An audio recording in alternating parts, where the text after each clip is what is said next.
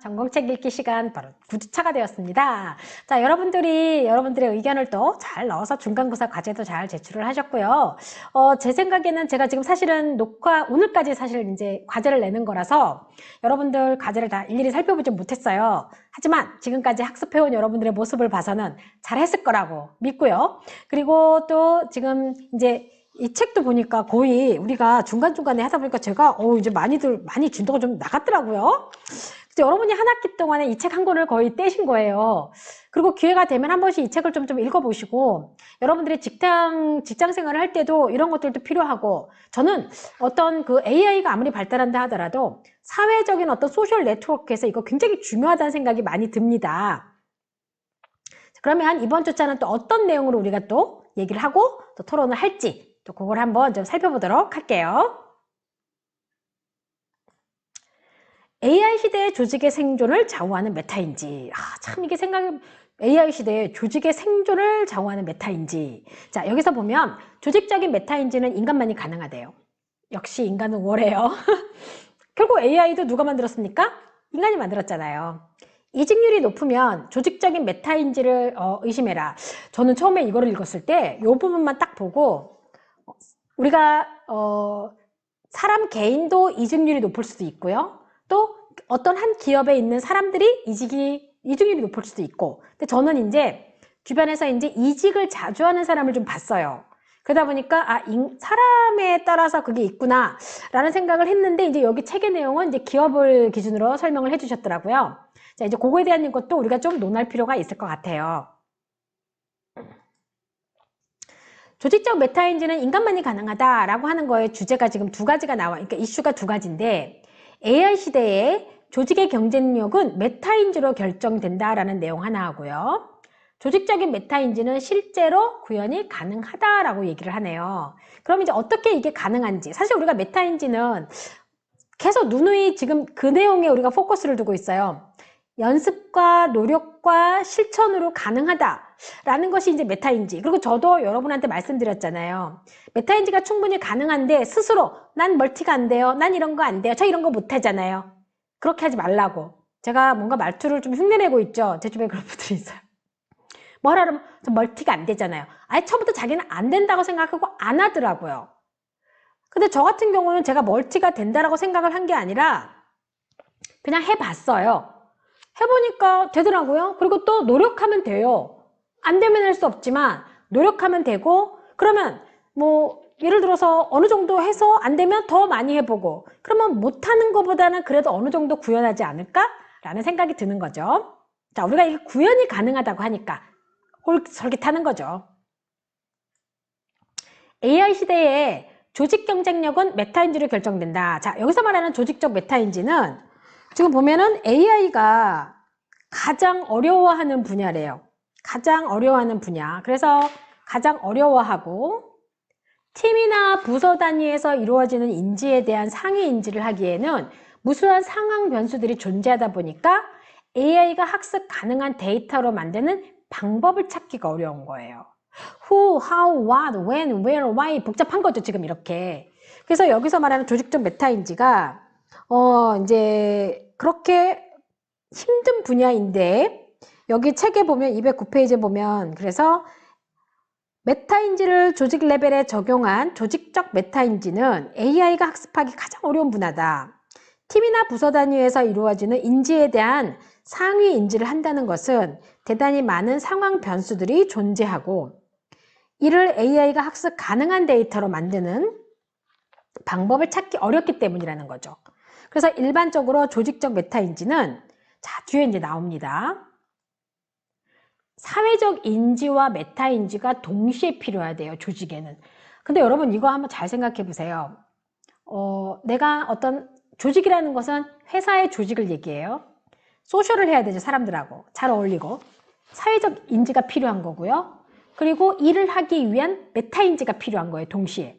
그러다 보니까 이게 우리가 조직적 메타인지라고 되는 건데, 이것이 AI로도 처리되지 않는다는 얘기인 거죠. 그러면 여러분, 이거에 대한 것들이 그럼 어떻게 하면 우리가 구현해야 될 것인지도 우리가 메타인지로 생각을 해내야 되겠죠. 그게 이제 여기서 말하고 싶어 하는 것 같아요. AI에도 처리되지 않는 거라고 하면 우리가 할 수 있는 부분인 거죠. 즉 AI하고 인간이 구별되는 부분이 되겠네요. 자, 그러면 지금 여기 책에서 보면 218페이지에 지금 제가 페이지를 210페이지에 요 부분, 자 여러분 보세요. 요거 인지도 있죠? 요거 자 보면 AI를 통한 사회적 인지 재현 시도 예시가 있는데 요게 보니까 20 개념도인데 지능 모델 20 개념 20 개념도인데 여기도 지금 보면은 그 AI 조직 그 메타인지가 가장 나중에 구현 시도가 가능하다라고 나와 있는 거예요. 그래서 여러분들이 여기를 지금 보게 되면은 쭉 이제 뭐 변환 상황 모니터, 변환 감지기, 개념적 지식, 그다음에 정서, 뭐 관념 모델, 문제에 대한 지식, 예측 결과 여러 가지가 다 있는데 지금 보면 가장 나중에 구현 시도가 가능한 것으로 표현된다라고 되어 있어요. 이렇게 보면 책에도 보면. 자, 그럼 이게 AI가 도입된 이 시점에서 기업 조직의 업무 경쟁력이 자 그러면 무슨 얘기냐면 AI가 도입이 되면 기업 조직의 업무 경쟁력이 상향이 되는 거죠. AI를 이용함으로 인해서 그리고 상향 평준화가 되는 거죠. 결국은. 자 그런데 결국 각 조직의 경쟁력은 뭐에 의해서 결정된다고요? 메타인지에 의해서 결정된다는 거죠. 자, AI가 할 수 있는 부분은 어느 조직이든지 AI를 도입하면 돼요. 근데 거기에서 인간이만 할 수 있는 그런 어떤 메타인지 그거를 가지고 거기서 경쟁력의 크고 작음에 표시를 한다라는 거죠. 그래서 여러분, 저는 여러분들이 이 메타인지에 대한 것들을 간과한다기보다는 과연 저 메타인지를 나는 어떻게 상승시킬까? 그런 고민도 좀 여러분들이 좀 진지하게 해보면 앞으로 여러분들의 어떤 진로 그리고 여러분들의 어떤 그런 사회적 어떤 활동에도 도움이 되지 않을까라는 생각이 듭니다. 그래서 여러분들이 이런 개념들을 잘 보시고 지금 여기 책에서도 얘기하는 것을 보면 종합적 사고, 특히 이 종합적인 사고를 요구하는 특성이 있는 곳일수록 왜냐하면 종합적인 사고는 벌써 메타인지가 발달이 돼야 되잖아요. AI 시대의 경쟁력은 메타인지에서 나오게 될 거라는 거죠. 중요하죠? 자, 여러분이 틈새를 찾을 수 있는 방법인 겁니다, 이게. 자, 조직적으로 메타인지가 높은 곳, 이런 곳들은요, 앞서서 우리가 한번 논했었던 5가지 메타인지 유형들이 있죠? 뭐, 예를 들어서 그 모니터형도 있었고, 단어 생각이 갑자기 안 나요. 집사형도 있었고, 있었어요, 5가지. 외운 건 아니니까. 자, 그 5가지 메타인지 유형의 인재들을 인정을 하고 지속적으로 길러내는 조직이 메타인지가 높은 곳이라는 거죠. 그리고 이러한 조직의 현재 상황에 대한 객관적인 판단을 바탕으로 지속적인 개선과 성장을 이루는 조직, 여기가 조직적인 메타인지가 높은 곳이라는 거죠. 여기 지금 보면은 사람과 관련된 것들 특히 그리고 즉 인적 자원의 관리와 연관된 내용이 많고 메타인지가 인간의 고유 영역이라는 점에서 보면 자연스러운 부분인 거죠. 그래서 AI 시대의 기업 구성원의 성장이라는 것이 엑셀이나 파워포인트 활용법의 향상을 의미하지는 않을 거라는 거죠. 이거랑은 다른 건 거죠. 그래서 극단적으로 엑셀이나 파워포인트 등 스킬이 필요한 영역은 AI가 대신 처리해 줄 가능성이 높다는 거죠. 자, 이제 여러분 이 스킬이라는 단어가 자기가 한 분야에 자 이게 스킬은 뭐냐면 노련한 기술이에요. 이거를 인간이 안 하고 이제는 다 로봇가 대신한다, 뭐가 대신한다, AI가 대신한다는 말을 누누이 들어왔죠. 그럼 여기서 우리가 가질 수 있는 스킬은 이 개념적인, 인지적인 것밖에 없는 건 거죠. 그렇다면 결국 구성원들의 성장과 관련해서 많은 비중에서 메타인지의 향상이 강조될 거라는 거죠. 이게 여러분들이 좀 알아두셔야 될 부분인 것 같아요. 맞는 말인 것 같아요. 그리고 제가 생각하기에도. 자, 212페이지에 보면 메타인지 요소별로 나타나는 조직적 메타인지 특징이 있어요. 자, 212페이지에 보면 메타인지적 인식. 그래서 메타인지적 know what, know how, know when, know where 이런 게 있었죠. 자, 그리고 이런 것을 컨트롤하는 거. 그게 계획하고 모니터링하고 평가하는 거였고. 그리고 사회적 메타인지가 여기서 의도를 파악하고 상대가 무엇을 뜻하는지 파악하는 거 있었잖아요. 그리고 인지 흐름 같은 것들을 센싱하고 센싱이 발달, 우리가 센스 있다고 하잖아요. 그리고 반응도 예측하고, 아, 내가 이렇게 했을 때 CEO는 어떻게 반응할까? 저 사람은 어떻게 반응할까? 결국은 이게 굉장히 뇌가 뭐라 해야 되나? 빠르게 움직여야 될 것 같은 그런 생각이 듭니다. 그러면 이것도 제가 생각할 때는 상대가 어떻게 할까? 그러니까 반응 예측 같은 경우는 누구나 할 수 있다고 생각해요. 내가 이렇게 했을 때 과연 어떻게 반응이 나올까? 아, 저 사람의 의도가 뭘까? 대부분 우리는 눈치 없다란 말 하죠, 여러분. 그 사람은 왜냐하면 자기만의 생각이 빠져있기 때문이에요. 근데 한 번만이라도 상대방이 무슨 생각으로 저렇게 의도를 하는 걸까라고 생각만 해본다면 눈치 없다는 소리 안 들어요, 여러분. 그리고 엉뚱한 말 안 하게 돼 있는 거죠. 한번 우리가 그런 것들을 자꾸 자각적으로 깨워보는 행동을 하는 것도 실천해보는 것도 좋을 것 같다는 생각이 듭니다. 자, 그래서 조직적 메타인지는 실제로 구현이 가능하다라고 했어요. 자, 그러면 이제 이 사람이 필자가 경험한 회사에 대해서 얘기를 했는데, 제가 한번 그 부분을 읽어볼게요. 필자가 경험했던 한 회사는 조직적 메타인지 수준이 상당히 높았대요, 상당히. 자, 구성원들이 매해 초가 되면 금년에는 회사와 자신의 발전을 위해서 무엇을 해야 하는지 구체적 목록을 갖고 인지하고 있었고요. 업무 중간에 어떤 점을 잘하고 있으며 어떤 점을 더 잘할 수 있는지에 대한 피드백을 주는 문화가 활성화되어 있었고, 연말 평가는 승진이나 교과를 정하는 목적보다는 이 구성원을 어떻게 성장시킬 것인가에 초점이 있었다. 연말 평가를 통해 받은 피드백을 그대로 받아 적으면 금년의 구성원이 발전을 위해 해야 할 일이 되는 시기다. 이 회사는 그것을 feed forward, 즉 지나간 일에 대한 공과보다는, 이거 참 중요한 것 같아요. 지나간 일에 대한 공과보다는 앞으로 무엇을 하면 좋겠다라는 의견으로 불렀다라는 거죠. 자, 그래서 요거를 뭐냐면요. 자, 구성원들이 자신의 강점과 노력 부분을 명확히 인지하고, 업무 지시는 배경과 목적이 반드시 설명돼야 되고, 그래서 우리가 know what, 그죠? know why. 그러면 사람들이 내가 이 일을 왜 해야 되지? 라는 것에 대한 의문이 생기지 않도록 배경과 목적이 반드시 제시되어져야 되고, 질문을 명확하게 해야 된다고 했었잖아요. 업무 목적 달성을 위한 더 나은 프로세스를 위한 의견 창구도 제시하고 있고, 그래서 밑에 그 부분에 대한 해설이 들어가 있어요, 여러분. 자, 이런 경우 제가 비슷한 경험이 하나 있었는데, 제가 일했던 회사에서는 아주 무역회사에서 그런 걸 했었어요. 한 해가 끝나면 제가 한 업적이 무엇인지를 이제 그 리스트를 작성하라고 해요. 그리고 제가 이제 한 업적이 바이어랑 같이 이제 해서 제가 이제 뭐 수출도 하고, 그러니까 물건 수출하는 같은 거 이제 가죽 수출하는 거다 보니까 제가 얼마를 수출했는지 금액이 나오거든요. 그래서 그런 거 리스트를 정하고 내년 목표를 정하라고. 그리고 내년 목표를 해서, 그리고 내년에는 당신이 얼마큼까지 뭘 어떻게 하겠다. 그리고 당신이 그러면 바라는 거, 여기에 따른 당신이 바라는 어떤 컴pen세이션, 보상은 무엇이냐 라는 걸 적어서 내는 걸 했었어요. 그 옛날 시절에.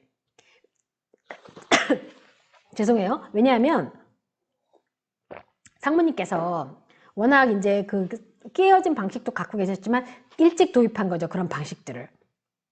그래서 저는 제가 어떻게 했으면 좋겠고, 연봉은 어떻게 했으면 좋겠고, 이제 그런 연봉도 얼마 받기를 원하냐, 네가 이만큼 일을 했을 때 연봉은 얼마 했으면 좋겠다, 이런 연봉 협상을 했을 때도 그렇게 했었거든요. 그래서 그런 경우 하나 있었고, 그리고 이제 또 하나가 이제 기업 강의를 했었는데, 그 회사는 글로벌 회사였어요. 물론 이제 담배 회사였는데, 그 담배 회사는 이제 영국에 본사가 있었고 전 세계에 이제 여러분 이름만 대면 아는 거예요. 그러니까 영국 사람들은 그 자기 나라 담배인데 그 나라를 관세가 세금이 많이 붙거든요. 그래서 비싸니까 한국에 온 영국인들이 그렇게 면세점에서 그 담배를 사갔어요.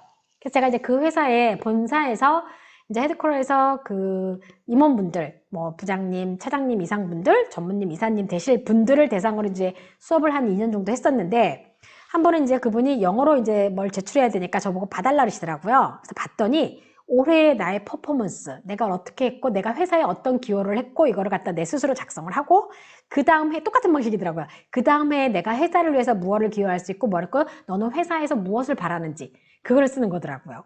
그게 이제 본사까지 올라간다고 하더라고요. 그러니까 그러니까 영국 본사까지, 여기는 이제 한국 본사였고요. 그래서 이런 것들이 일종의 지금은 더 좋아졌지 않을까 싶어요. 이런 게 어떤 일종의 조직적 메타인지가 되지 않을까라는 생각이 들더라고요. 그래서 여러분들이 이렇게 조직적인 메타인지의 수준이 높은 회사에 관련된 어떤 예시, 이런 것들을 이제 이분이 들어 놓으셨는데, 여러분들도 앞으로 회사를 선택할 때, 이런 것들을 여러분 멋 모르고 회사에 취업할 수도 있잖아요. 그러니까 이런 것들을 좀 한번 고려해보는 것도 좋지 않을까라는 생각이 듭니다. 자, 다음은 이직률이 높으면 조직적 메타인지를 의심하라. 그렇죠. 우리가 보통 이직률이 높으면 뭔가 안 된다라는 거죠. 자, 그래서 이거를 우리가 메타인지는 업무 과정에서도 배울 수 있어요. 그런데 업무 과정에서 배울 수 없기 때문에 이직을 한다라는 거죠. 자, 그리고 상명하복은 뭡니까? 무조건 선임, 그 다음에 나보다 나이 많은 사람, 뭐 이런 거 있죠. 선배, 이런 거. 그리고 무조건 예 해야 되는 거. 이거는 메타인지 강화에 독이 된다라는 얘기를 했어요.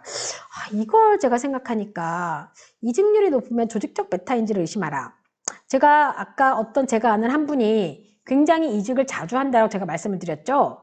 근데 저는 이분의 문제가 있지 않을까라고 생각했는데 지금 생각하니까 이 책은 기업을 다룬 거예요. 그래서 우리가 좀 논의를 해봐야 되겠다 했는데 지금 제가 이제 요 강의를 잠깐 하는 그 사이에 딱 들은 생각이 다 이 사람 하나만의 문제겠느냐. 회사의 문제일 거다. 회사의 문제일 수도 있다. 자, 그렇다면 과연 그 회사에 있는 사람들이 이 사람처럼 다들 이직을 많이 했느냐. 직원들이 얼마 못 버티고 자꾸 이직하느냐. 그게 지금 궁금해지는 거죠. 자, 그럼 이제 업무 과정에서 과연 못 배워서일까? 여러 가지가 이제 궁금해지는 겁니다. 자, 업무 과정에서 배울 수 있어야 되는데요. 낮은 조직적 메타인지가 낮잖아요. 그러면 인재 성장에 방해를 하게 되는 거죠.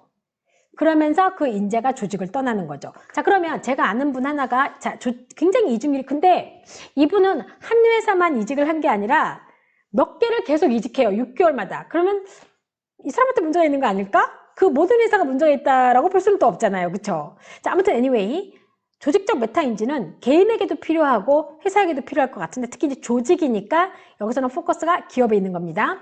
회사의 높은 이직률은 조직적인 메타인지를 의심하라는 거죠. 그래서 회사의 높은 이직률은 조직적 메타인지를 의심해라. 그 회사에 문제가 있으니까 그만큼 직원들이 많이 이직을 한다는 얘기가 되겠죠. 자, 그러면 이직률, 이슈, 조직의 문제. 근데 제가 어렴풋이 이게 생각나는 게 하나 있는데 해외 사이트에서 본 것 같아요. 그 회사를 그만두려고 하는 사람들한테 인터뷰가 뭐였냐면 질문이 우리는 보통 회사를 그만두면 왜 그만두려고 하세요? 라고 물어보잖아요. 근데 거기는 뭐였냐면 왜 이 회사에 지원했었었죠? 라고를 물어본다 그러더라고요. 그만둘 때. 그러면 사람들이 다시 이직을 안 하고 앉아있는데요. 그 얘기 있었던 건데 그건 과연 뭘까? 갑자기 그 생각이 났어요 지금. 자, 그래서 회사의 높은 이직률은 조직적인 메타인지를 의심하라 라는 게 이분의 얘기고요. 이직률, 이슈, 조직의 문제는요. 승진과 보상의 기준이 모호하대요. 대부분. 그러니까 이직률이 높은 경우. 그렇죠. 그리고 자주 바뀌는 거죠. 승진하거나 보상하는 것에 대한 기준이 또 바뀌는 거예요. 계속. 그러니까 모호한 거죠. 구성원들이 잘해온 것과 향후 무엇을 개선해야 할지에 대한 피드백이 명확히 없다. 자, 그러면 제가 무역회사 다니면서 썼었던 저만의 퍼포먼스, 그리고 제가 또 앞으로 어떻게 할 거다, 어떻게 잘할 거다, 어떻게 계획한다, 이렇게 얘기했던 것들에 대해서 회사가 저한테 피드백이 명확하게 없었고 보상이 없었다면 어떻게 될까요? 저도 당연히 이직을 했겠죠. 자, 그 다음에 평가 과정도 경험이라는 인식이 없다. 자, 그러면 이게 뭐냐면 구성원들이 어떤 이러한 것들을 이제 평가하는데 이밸류에이션도 중요하다고 했어요. 이 평가도 하나의 경험인데 그걸 인식을 하지 못하게 되면 문제라는 거죠. 이 중에 하나라도 있으면 문제라는 거예요. 그래서 우리 책에 보면 216페이지에 보면 자, 평가 과정도 경험이라는 인식이 없다. 구성원은 애초에 목표를 함께 설정하고 그것을 이루기 위해 노력하는 과정, 일부 아쉬운 부분이 있었다면 그 이유에 대해 진지하게 고민하고 상담하는 경험을 원한다는 거죠. 즉 평가도 이렇게 경험인 거죠. 근데 이 경험 자체가 그들에게는 자신의 성장과 발전이라는 거죠. 자, 이렇게 세 가지 나열한 것들 중에 한 가지라도 그 어떤 일정 수준 이상으로 작동을 해야지 이런 걸 피한다는 거죠. 세 개 다 아니더라도. 그래서 이러한 사례가 하나라도 계속적으로 발생하고 있는 조직은 메타인지를 발휘하고 싶어하는 인재를 장기간 지키지 못한다는 거죠. 그러면 사람들이 떠난다는 얘기가 되는 겁니다.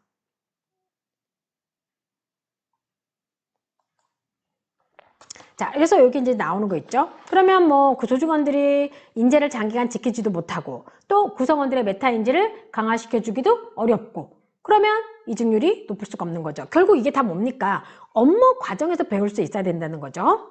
회사는 결국 결과를 내기 위해 모인 조직이에요.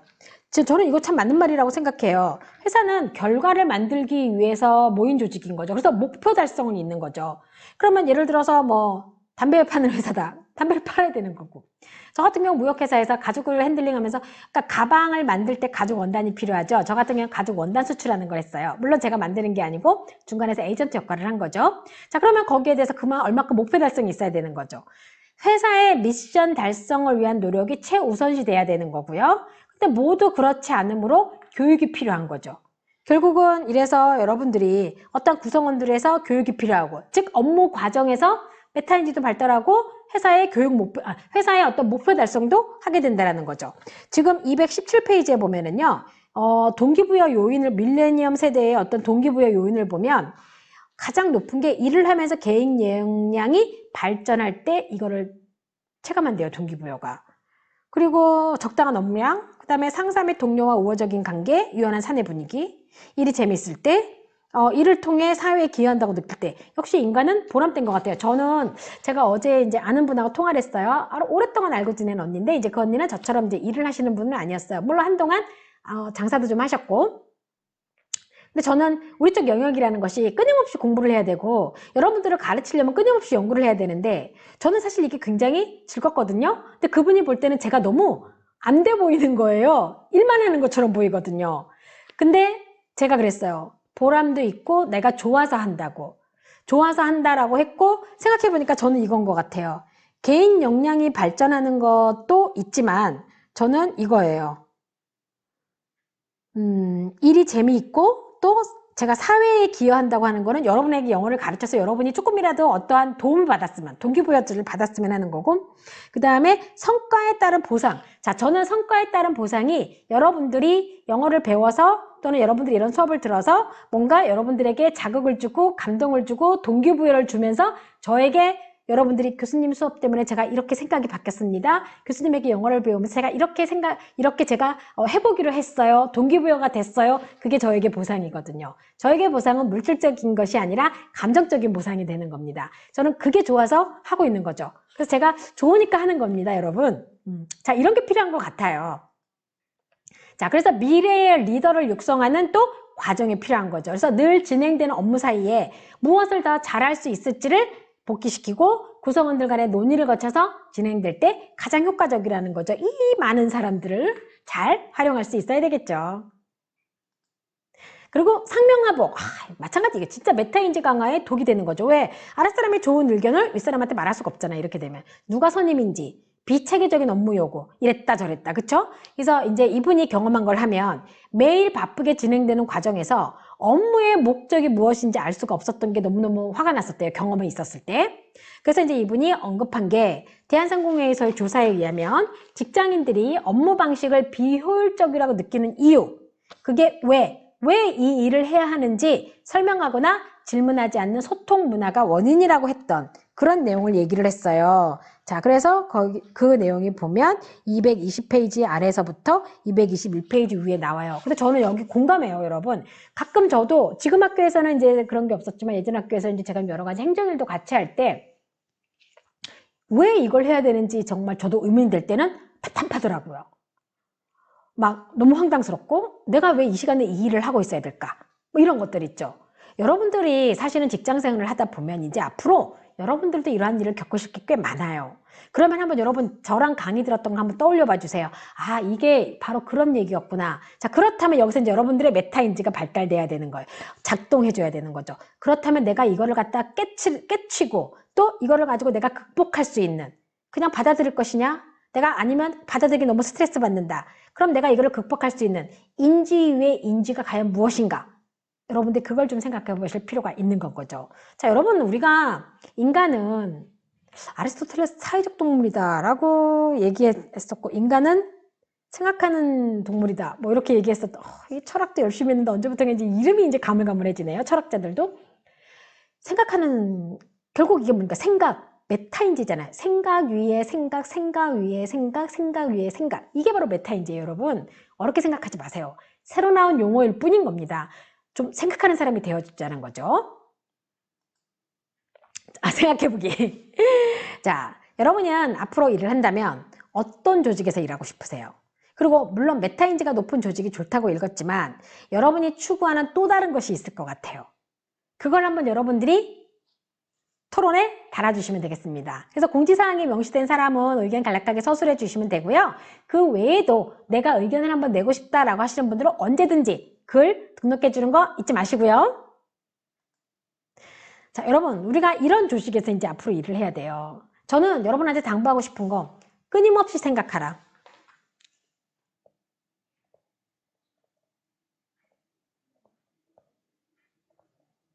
그런데 제 경험을 해봤더니요. 끊임없이 생각하면 해결책이 나오더라고요. 끊임없이 생각하세요, 여러분.